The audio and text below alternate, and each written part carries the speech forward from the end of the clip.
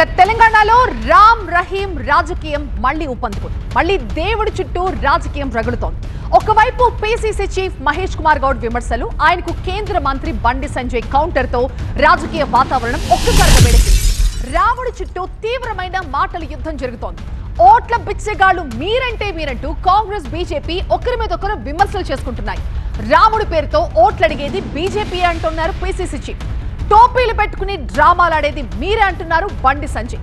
బీజేపీలో రాముడికి సభ్యత్వం ఎప్పుడిచ్చారంటూ మహేష్ గౌడ్ ప్రశ్నించారు. అయితే మాది దేవుళ్ల పార్టీ అంటూ కౌంటర్ అటాక్ చేశారు బండి సంజయ్.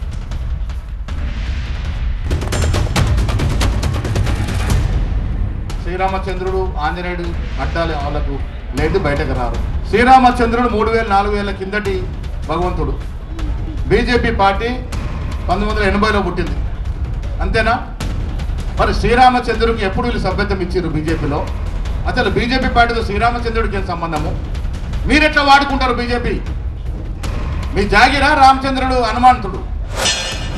మేము దేవుడిని నమ్ముకున్నామా? దేవుల పార్టీ అది దేవుల పార్టీ. ఎన్నికలు ఉన్నా లేకుండా ధర్మం కోసం, సనాతన ధర్మం కోసం, సనాతన ధర్మం కాపాడడం కోసం, హిందూ ధర్మ పరిరక్షణ కోసం, హిందూ సమాజం కోసం కష్టపడి పనిచేసే పార్టీ భారతీయ జనతా పార్టీ. సనాతన ధర్మం కోసము, హిందూ ధర్మ పరిరక్షణ కోసము చేయడం భిక్షమే అయితే, అరే హిందూ ఓట్ బ్యాంక్ ద్వారా గెలిచానని చెప్పి మళ్ళీ చెప్తున్నా, బాగా చెప్తున్నా, కరీంనగర్ పార్లమెంట్ సభ్యుడిగా హిందూ ఓట్ బ్యాంక్ ద్వారా గెలిచిన,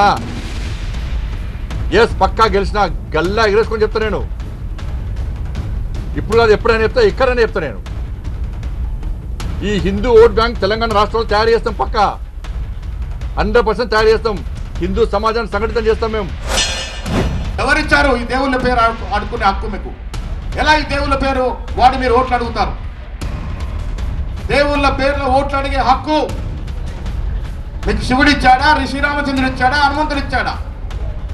దేవుళ్ళను కూడా రాజకీయాలకు లాగి ఓట్లు బిచ్చమెచ్చుకున్నటువంటి నాయకులు మీరు, ఓట్ల బిచ్చగాళ్ళు.